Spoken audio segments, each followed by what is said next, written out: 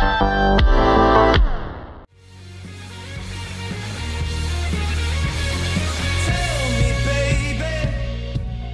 à toutes et tous, bienvenue sur webgirondin.com et aux deux radios, 91.3 partout en Gironde sur la FM. Vous pouvez nous écouter en simultané sur Web Girondin. Pour le talk, on va être ensemble pendant 1h30 jusqu'à 22h30 pour parler des Girondins de Bordeaux.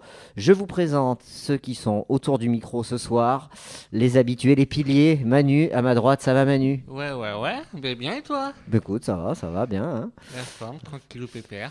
Il est aux platines ce soir, à la technique, il fait tout. Hein. Il s'occupe des invités, il fait la technique, il réagit, c'est Jean Aurel. Ça va Jean Aurel? Et salut à tous, j'ai Lucas qui m'écoute.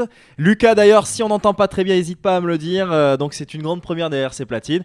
On a Yann qui est avec nous, donc je me permets de le présenter. Vas-y Jean Aurel, vas-y, présente-le. Donc Yann qui va représenter la profession des agents de joueurs de football. C'est un grand plaisir de l'avoir, il représente aussi la région. Donc il va nous amener son analyse et puis mesdames, n'hésitez pas à voir qui est Yann Montmessin. Allez taper sur Twitter, parlez-lui, il est accessible et beau gosse et il rougit, ça y est.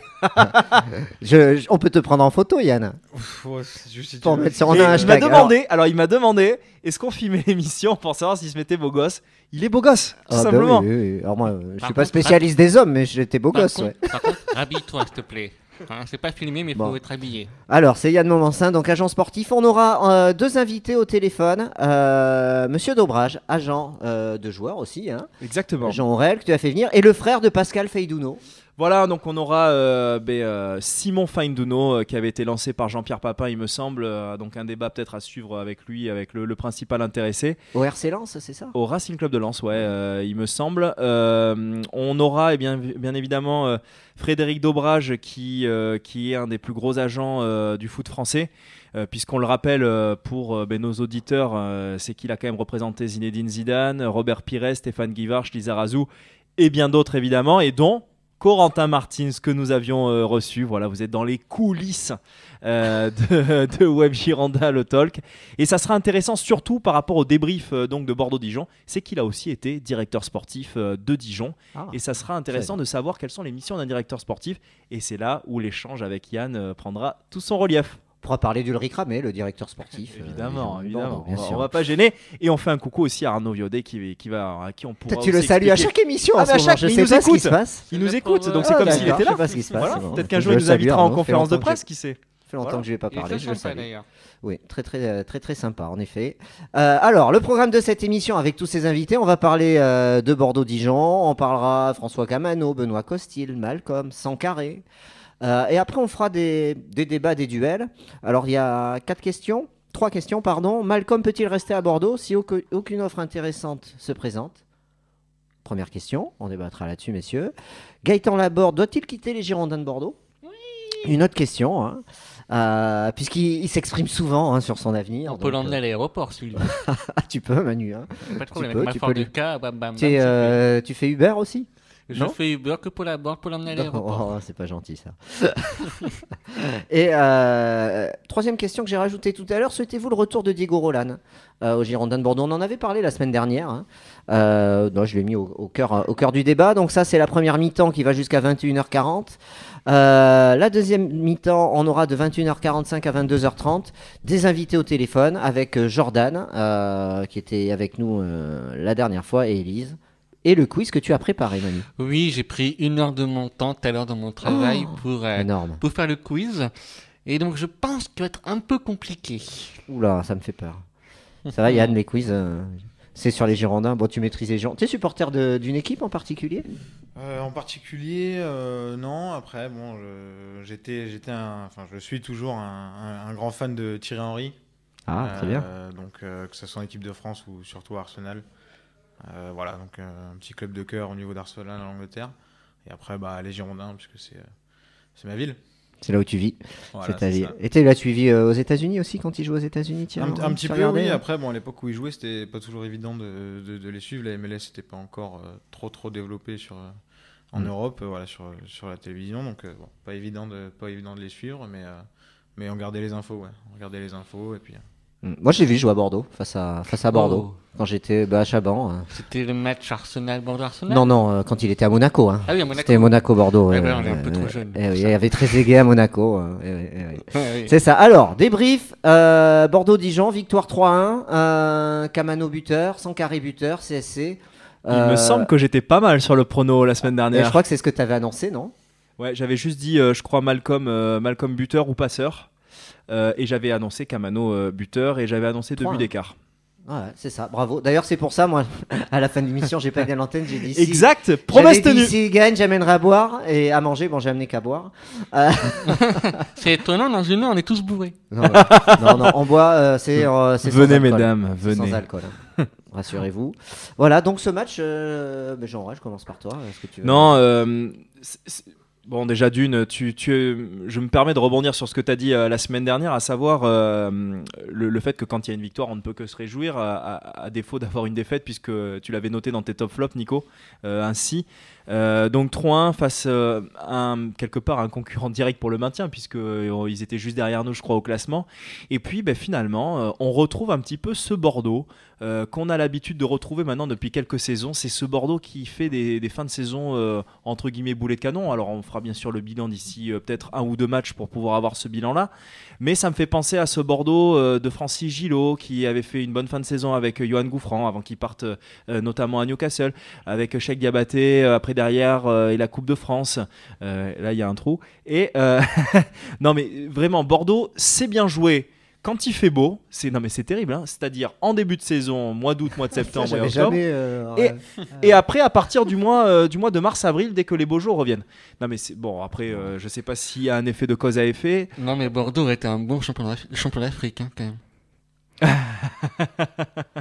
Non mais c'est vrai que on tu se connais replace, ma faiblesse. On est 9e, on se repasse dans la première moitié du tableau. Exactement. Et puis surtout la 6e place. Alors bon. Toi t'y crois? J'y crois. Je l'ai annoncé, souvenez-vous, au retour de la deuxième partie de saison. J'ai annoncé, j'ai dit, les gars, vous verrez, on sera 6e.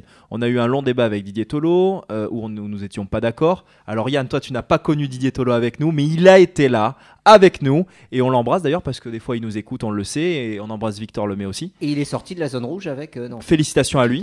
Félicitations à lui. Et donc, d'ailleurs, ça me permet de faire une petite transversale. Pour nos auditeurs et nos auditrices, nous avons Yann avec nous. Ne l'oubliez pas, allez voir son Twitter.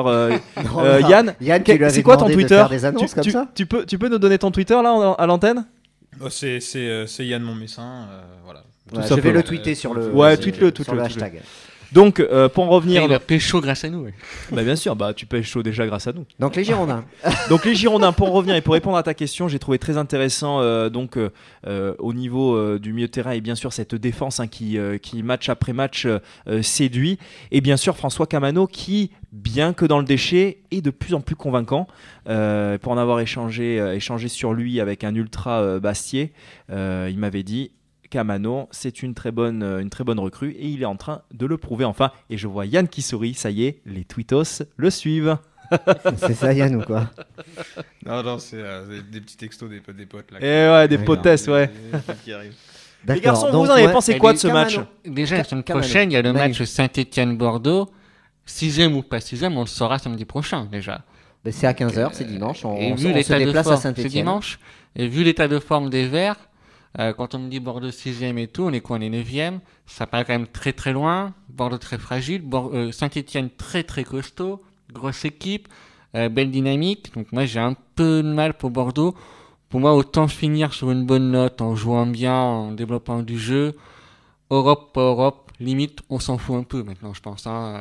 Franchement. Parce que si on va en Europe, qu'on perd Malcolm, qu'on perd des bons joueurs et qu'on refait Vidéoton bis, la saison d'après, c'est pas limite, c'est la Ligue 2.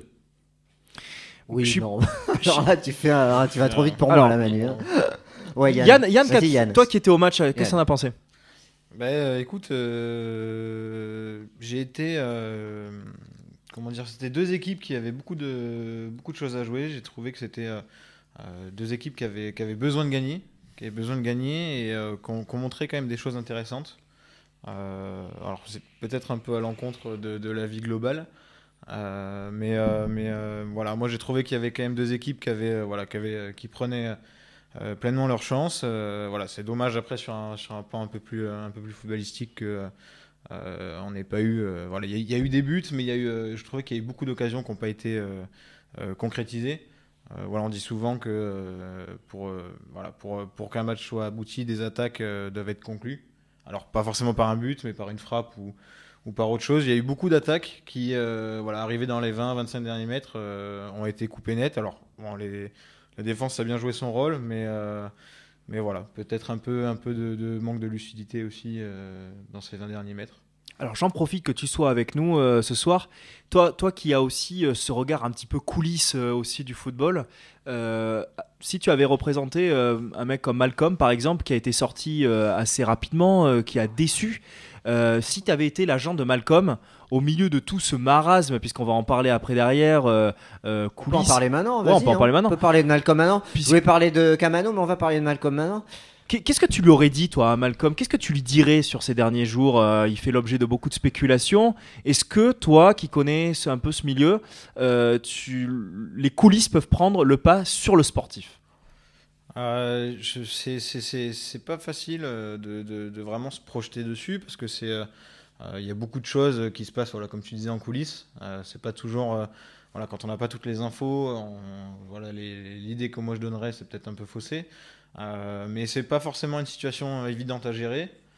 Il y a eu beaucoup ces derniers mois, beaucoup d'intérêt porté par d'autres clubs pour Malcolm. Voilà. Bon, il y a eu un accord qui a été trouvé entre Malcolm et les Girondins pour au moins finir la saison à Bordeaux. Voilà. Après, il y a quand même une exigence des supporters parce qu'on connaît le niveau individuel de Malcolm. Donc voilà, quand on voit ces dernières prestations qui sont un peu qui sont largement en dessous de ses capacités. Voilà, c'est un peu frustrant pour les supporters parce que voilà, le club sait et les supporters savent qu'ils ont besoin de lui pour gagner ces matchs, voilà, les matchs coup près.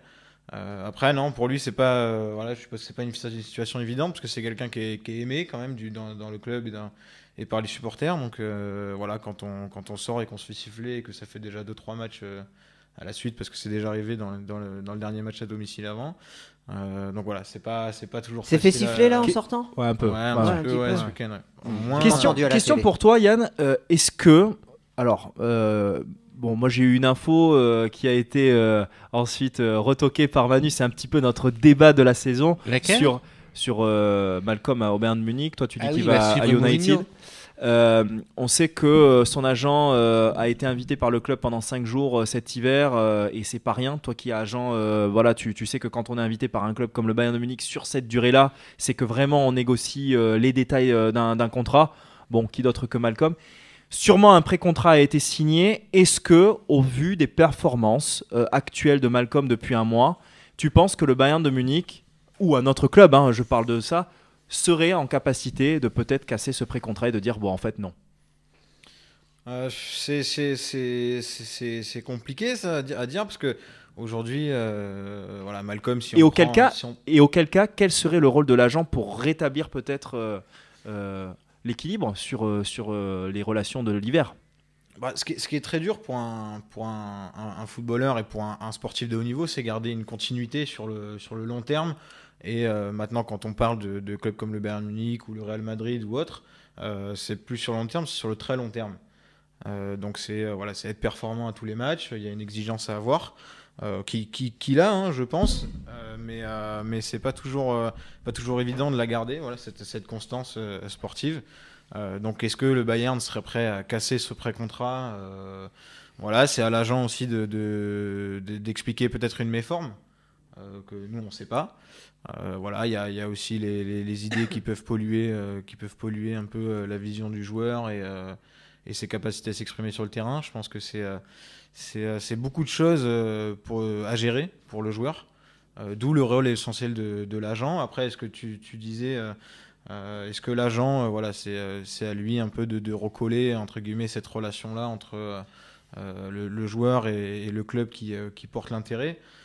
Oui, ça fait bien évidemment partie de son rôle voilà, auprès du conseil du joueur, mais notamment auprès voilà, des démarches des autres clubs. Voilà, c'est pas toujours évident de garder une relation solide. Surtout quand on sait que maintenant, dans le foot, tout va très vite et que voilà, la moindre méforme peut porter Là, préjudice à un joueur. Aujourd'hui, la question qu'on se pose, quand on est supporter, on se dit cet hiver c'était 50, 60 millions, on s'est dit c'est bien, on va engranger. Et là, on arrive au mois de mai et finalement, on se dit que sa cote, est-ce que sa cote, elle peut baisser comme ça sur des mauvaises performances des 6 premiers mois, des 6 derniers mois, ou est-ce que quand on fait une vente, le club il peut tenir compte de ce que le joueur a fait en début de saison et la saison précédente? Parce que là, il vaut quoi, 20 millions quoi, on ne sait pas, c'est compliqué à dire. C'est Est-ce qu'il vaut de l'argent? C'est très compliqué à dire, mais non, bien évidemment, quand on tient compte on tient pas compte des 2 derniers matchs ou des 3 derniers matchs. On prend, on prend sur du plus long, on regarde avec plus de recul. Mais oui, bien évidemment que voilà, les méformes, les mauvaises, les moins bonnes performances, parce que c'est pas des mauvaises performances, mais des moins bonnes performances. Quand elles durent, bien sûr que le prix du transfert est affecté. Alors c'est pas toujours le cas, mais c'est la logique des choses. C'est la logique des choses. Donc non, après estimer le prix de Malcolm aujourd'hui, entre la folie du marché, voilà, et des transferts, le prix réel des joueurs et le prix actuel. C'est très compliqué d'estimer un prix. Voilà, aujourd'hui, cet été, l'été dernier, cet hiver, on parlait de 60 millions. Voilà, 60 millions, c'est quand même beaucoup d'argent. Est-ce que Malcolm les vaut? Aujourd'hui, c'est un garçon qui est très prometteur quand on voit le prix. Je t'interromps, Yann, parce que nous avons Frédéric Dobrage qui est avec nous. Et vu que je suis à la technique, j'espère qu'il nous entend. Frédéric, oui. Vous m'entendez? Très bien. Est-ce que les garçons en studio entendent Frédéric? Parfait, c'est bon? on vous entend, Oui. Frédéric, bonsoir. Parfait. Bonsoir à tous. Alors, bienvenue. merci Frédéric d'être avec nous, alors qu'il y a un sacré match de Ligue des Champions qui est en train de se hâter sur une chaîne concurrente, évidemment. Beansport. Frédéric, première question, comment allez-vous aujourd'hui? Très bien. Tout va très bien, merci. Déjà la santé, la forme, donc, et puis tout le reste va bien, la famille et professionnellement, tout va bien. Alors Voilà. au nom de toute l'équipe, je vous l'avais déjà dit en off, on voulait aussi vous remercier en direct pour, on l'avait déjà fait, mais là on vous a pour nous avoir permis de parler à Corentin Martins l'autre soir. Merci beaucoup pour ça. Oui. Aujourd'hui, voilà, on voudrait aussi vous poser un petit peu les questions sur ces métiers qui, dans les coulisses du football, que vous avez aussi incarné avec ce poste de directeur sportif au club de Dijon, qui est un club récent. Est-ce que vous pouvez nous expliquer en quelques mots comment se prépare, puisqu'on y arrive, un mercato estival? Déjà, mon rôle en tant que directeur sportif au DFCO a été assez court. Mais toutefois, la préparation d'une saison, étant donné que je suis arrivé au mois de fin mai à Dijon, il fallait déjà avoir quelques perspectives de choix sur un certain nombre de joueurs, puisque bon, je bougeais énormément, j'allais voir beaucoup de matchs et mon réseau, tant français qu'étranger, me permettait de pouvoir être réactif sur le marché immédiatement. Et c'est ce que j'ai fait en fait en arrivant à Dijon. J'avais fait une évaluation déjà auparavant et on avait ciblé un certain nombre de postes à pourvoir. Et c'est ce que j'ai essayé de faire dans un laps de temps assez court et avec, on va dire, entre guillemets, une certaine réussite. Voilà. Puisque en fait, il n'y avait pas d'entraîneur encore. L'entraîneur est arrivé après, où il y avait déjà un certain nombre de joueurs déjà recrutés. Et avec lui, nous avons pu prendre deux joueurs encore vers la fin du mercato. Et justement, suite à ça, la saison s'est très bien déroulée, même si moi je ne suis pas resté pour des raisons, on va dire, professionnelles et personnelles. Mais bon, le club a accédé à la première division 2 ans après. Voilà.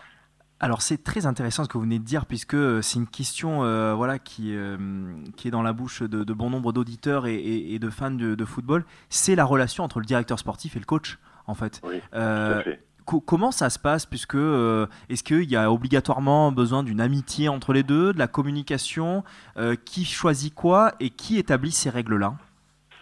Non, il n'y a pas forcément besoin d'une amitié. S'il y en a une, c'est un plus. Mais toutefois, c'est une relation professionnelle, donc de compétence, de confiance, surtout, par rapport on va dire, à la politique sportive du club, et puis à ce que attend l'entraîneur dans son schéma sportif, c'est-à-dire tactique, et surtout aussi, et parce qu'il y a une corrélation, c'est les moyens du club. Voilà, donc un jeune club comme Dijon à cette époque-là, il n'y avait pas de gros moyens. Il fallait recruter, on va dire, malin, intelligent et surtout avec des joueurs libres. Voilà. Qu'est-ce qui fait justement la force de Dijon aujourd'hui? C'est cette base que vous avez connue, cette compétence qui a été mise à plat? Je pense que la force de Dijon aujourd'hui réside dans l'ensemble du club, où dans chaque compartiment du club, il y a une compétence et surtout un président qui a instauré une relation très familiale dans le club, où tout le monde se sent à son aise, travaille d'une manière très professionnelle, mais aussi en confiance, et ce qui est important. Après, si on parle de la partie recrutement, il y a des gens tout à fait compétents à la tête de la cellule de recrutement, et il suffit de regarder les joueurs qui ont été pris toutes ces dernières années et qui se sont révélés en première division, et qui ont été vendus dans d'autres clubs. Donc, ce qui veut dire, c'est que il y a vraiment eu des vraies opportunités de joueurs qui ont été recrutés et qui ont fait le bonheur de Dijon sportivement et financièrement par la suite.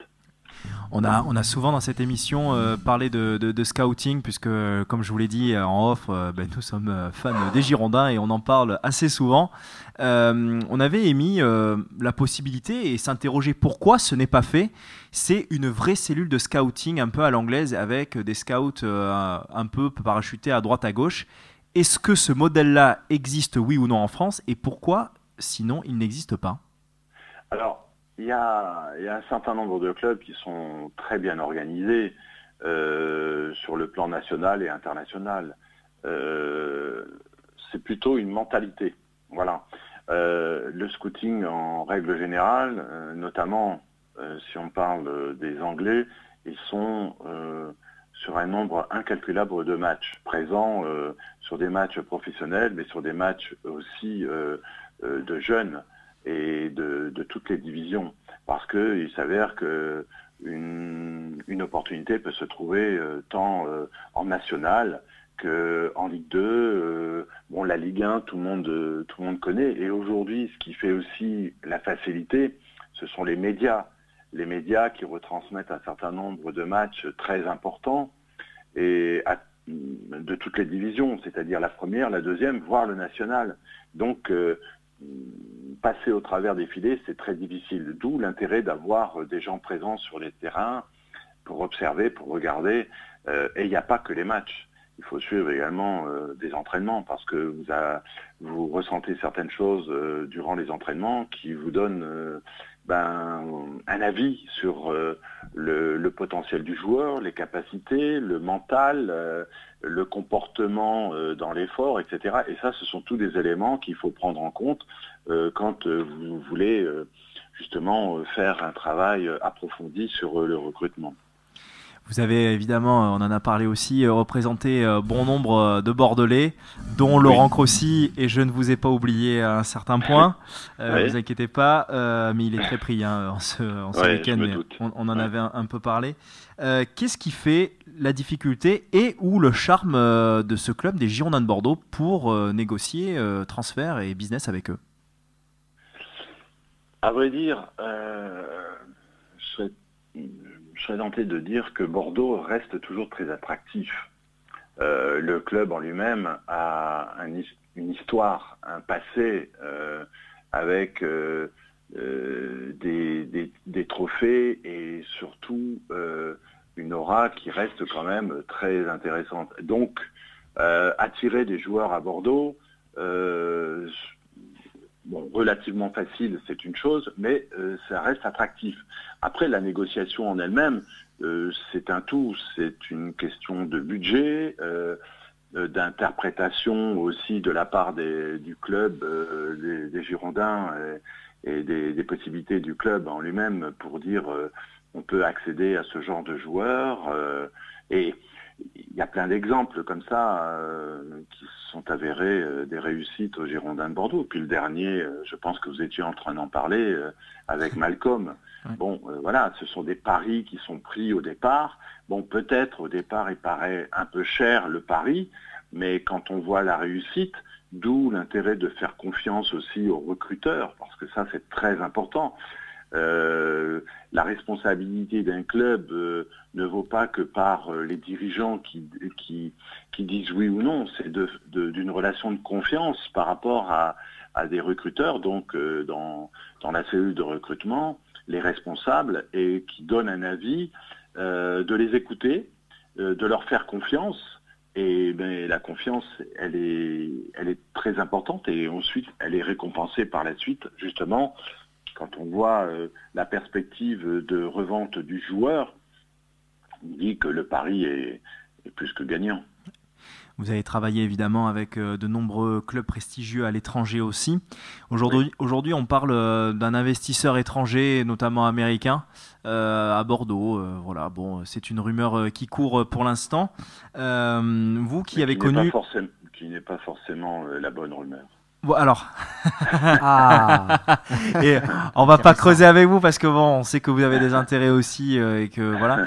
Mais je vois Nicolas qui me regarde et qui a les yeux qui brillent à cette phrase. Il faut préciser là.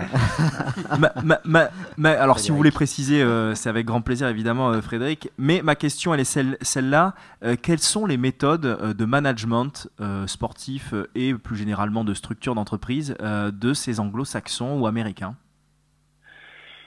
C'est-à-dire que eux, ils ont une particularité, et ils le démontrent aux États-Unis dans le football, le soccer, qui c'est une grosse machine médiatique, marketing, sponsoring, où toutes les parties du club sont valorisées.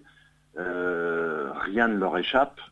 Tout est bon pour gagner de l'argent et faire vivre et grandir le club. Donc, je serais tenté de dire que c'est une belle perspective. Toutefois, il y a des mentalités. Et là, on s'attaque à des mentalités. Alors, l'exemple en ce moment sur le championnat français, c'est McCourt avec l'OM, qui a repris l'OM, mais il a mis des gens en place avec cette rigueur de travail et de management avec justement des Français. Donc il s'avère que l'entente et la réussite s'avèrent positives. Espérons que ça continue pour l'OM, et en perspective, espérons que si effectivement ce sont des anglo-saxons qui viennent à Bordeaux, qu'ils y trouvent, on va dire entre guillemets, chaussures à leurs pieds, et surtout la réussite à venir. Voilà. Allez, encore 2 questions, après je vous libère parce que le match... Il n'y a pas de problème. le chrono du match tourne encore. Ouais. La traditionnelle question, dès que nous avons un agent réputé ici parmi nous, est-ce que vous n'auriez pas un arrière-gauche à proposer aux Girondins de Bordeaux ?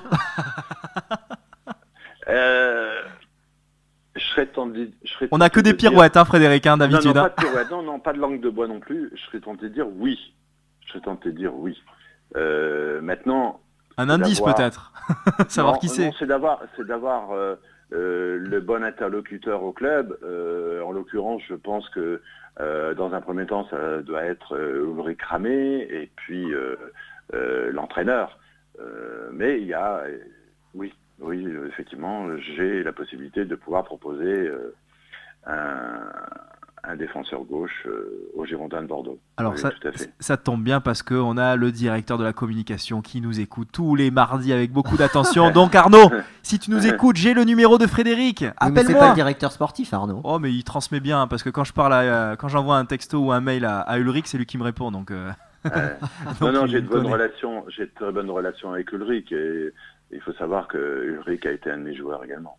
Allez bim, un de plus. Ah, voilà. Oui, parce que alors pour les auditeurs qui ne sont pas forcément avertis, vous m'arrêtez si je me trompe, hein, Frédéric, vous avez représenté, donc comme vous me l'avez dit en off, Lizarazu, Pires, Guy Varche, et je me demande même si vous n'avez pas eu Zinedine Zidane à un moment donné. J'ai rencontré Zinedine Zidane et le dernier rendez-vous que j'ai fait avec lui à cette époque-là, c'était quand il était à Bordeaux. Et c'était le rendez-vous, on va dire, final pour me dire oui ou non s'il acceptait mes services. Et il m'a très poliment et très sportivement et très cordialement fait savoir qu'il ne donnait pas suite et qu'il avait fait déjà un choix. Et ce choix, a priori, est toujours le même au jour d'aujourd'hui. Donc j'ai respecté, j'ai apprécié, même si c'était pas positif pour moi, mais j'ai apprécié son discours et surtout sa franchise. Allez, on est vraiment très gâtés avec vous ce soir, Frédéric, et je vous en remercie évidemment. Dernière petite question, évidemment, c'est la traditionnelle celle-là aussi. C'est la petite anecdote. Vous venez de nous en donner une. Avez-vous une anecdote avec voilà, les Girondins de Bordeaux, un truc sympa? Voilà. Ben, sympa, oui, c'est toujours sympa de travailler avec les Girondins de Bordeaux. Simplement pour vous faire savoir que les deux derniers joueurs que j'ai eu l'occasion de placer aux Girondins de Bordeaux, c'est Milan Gajic et Vukasin plutôt. Vujadim Savic?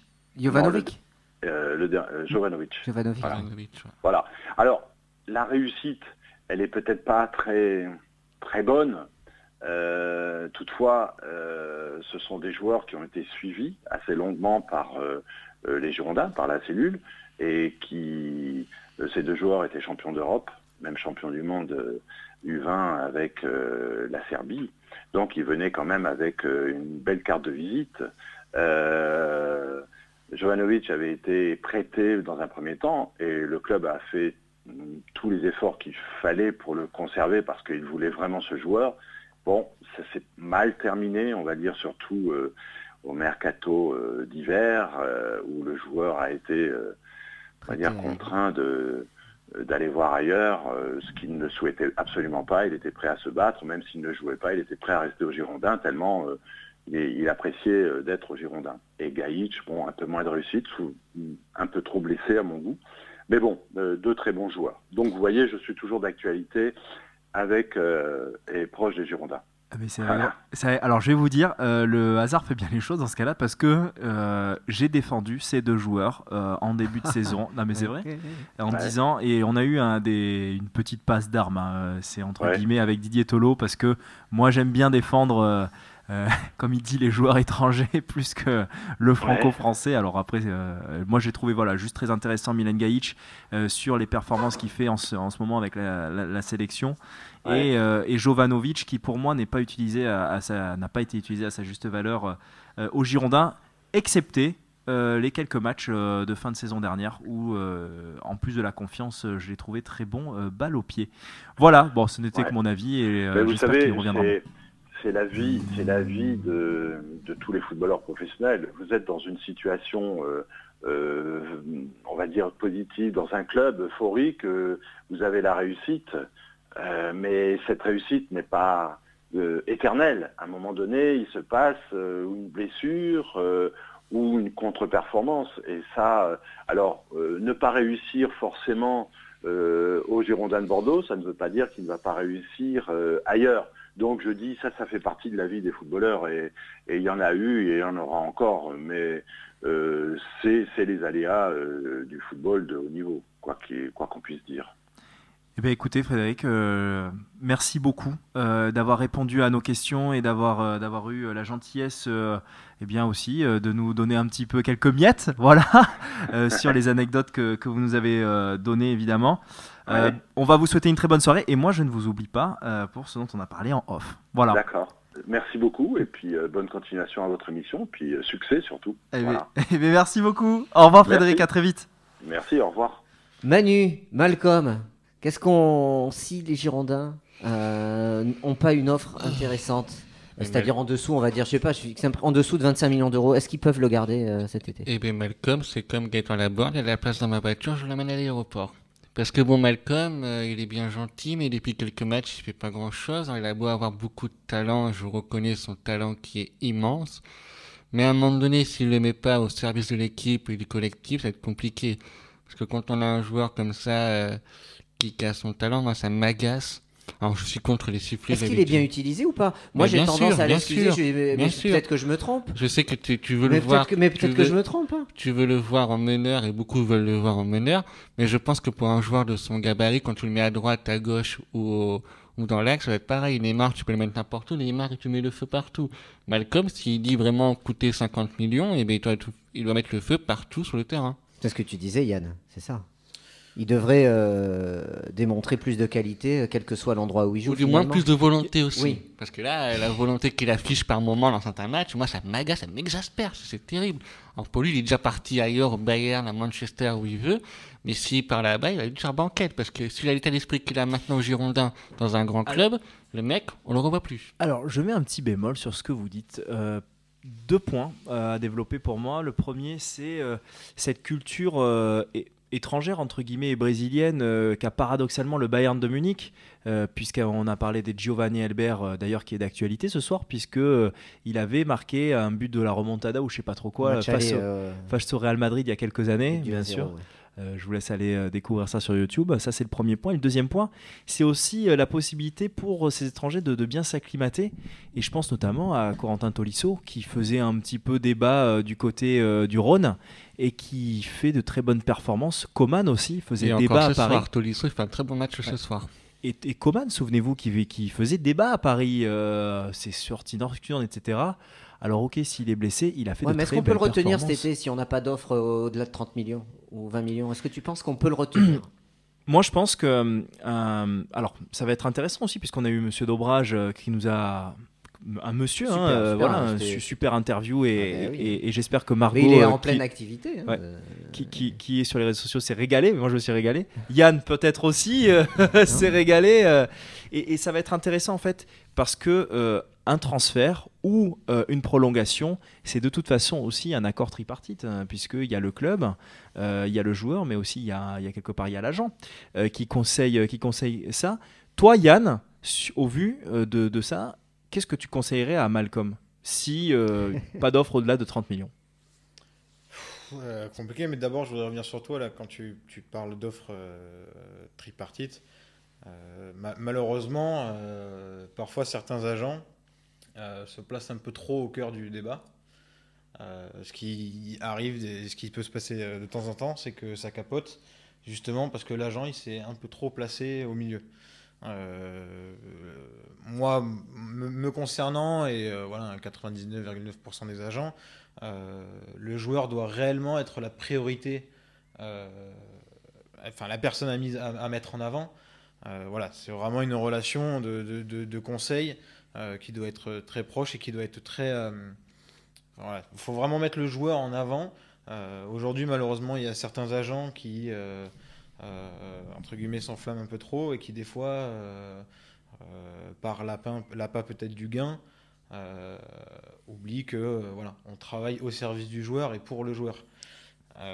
Je te fais une passe décisive puisque ça me fait penser à quelque chose. Qu'est-ce que tu as pensé par exemple de l'attitude de l'ancien agent de Marco Verratti qui balançait à tout va sur tout le monde et qui pour le coup lui était au cœur du débat plus que son joueur? C'était une situation, je trouvais, un peu compliquée dans le sens où pour que l'agent mettre en avant le joueur. La situation de Verratti à une époque au PSG, voilà, c'était un peu la situation de Malcolm où de très grands clubs s'intéressaient à lui et Verratti a encore un autre niveau de jeu que Malcolm. Donc là, on parle vraiment des très très grands, voilà, ceux qui gagnent des titres en ce moment, voilà, le Barça notamment. Donc c'était des sorties. C'est une tactique mise en place par l'agent où on peut exposer de façon importante le joueur médiatiquement. Après, voilà, il faut parfois faire attention à la façon de l'exposer. Je me permets, le club est passif, le PSG. On a beaucoup critiqué la direction du PSG qui laissait faire, comme aujourd'hui, certains critiquent la direction des Girondins qui laisse faire l'agent et qui devrait recadrer le joueur, comme le PSG aurait pu dire à Verratti, écoute, tu dis à tes agents de te calmer, ou alors le Barça, soit tu y vas, soit on te transfère, sinon on te fout en CFF. Peut-être qu'ils le font aussi, hein. Peut-être qu'ils le font, mais que l'agent est tellement libre. C'est ce qui s'est sûrement passé à un moment donné, puisque voilà, il a changé. Mais voilà, c'est une mise en avant du joueur que certains partagent, d'autres non. Ça dépend de chaque cas, du club qui est aussi impliqué, du joueur qui est impliqué, les enjeux. Après, est-ce qu'il est peut-être allé un peu trop loin, je pense, parce que je pense qu'il y a aussi des choses qui doivent quand même rester en interne. Mais après, voilà, c'était. Je pense que j'ai rien à apprendre à ce monsieur-là. Il a très bien réussi auparavant sans moi, donc voilà. Mais est-ce qu'il n'y a pas des agents justement qui disent au club, écoute, on fait un peu ce qu'on veut avec notre joueur, parce que si tu nous empêches d'aller plus loin avec lui, le moindre joueur, la moindre pépite que j'aurai, elle sera pas pour toi. Et du coup, certains clubs peuvent se dire, bon. Si on veut le futur Neymar, si on veut le futur machin, que celui qui est là. C'est une négociation. On s'est sûrement embrouillé avec tel club, on va pas lui proposer. Je sais pas. Je sais pas du tout du. Oui, bien évidemment que pour un club, son intérêt, voilà, notamment quand on fait partie des grands clubs ou qu'on aspire à être des grands clubs et qu'on a l'opportunité d'avoir des grands joueurs et discuter avec des agents influents, c'est très compliqué de se les mettre à dos parce qu'après forcément on se gâche des opportunités. Après non, pas oublier que personne n'est plus grand que le club. Voilà, c'est quelque chose d'important que certains parfois peuvent oublier, mais c'est toujours pareil quand on a un joueur qui intéresse tout le monde et les grands des grands. Voilà, ça fait partie aussi des petites pressions qu'on peut mettre, des négociations à avoir. Après, voilà, ne pas oublier que la plus grande entité, c'est le club. C'est le club, bien sûr. Alors, ce que je vous propose, les garçons, puisqu'on a un deuxième invité. On l'a tout de suite ou pas alors je pense qu'on pourrait le faire après la pause. Après la pause. Après la pause. Okay. Comme ça, on appelle Simon. On aura toute la latitude pour pouvoir lui poser les questions aussi sur son frère. Voilà.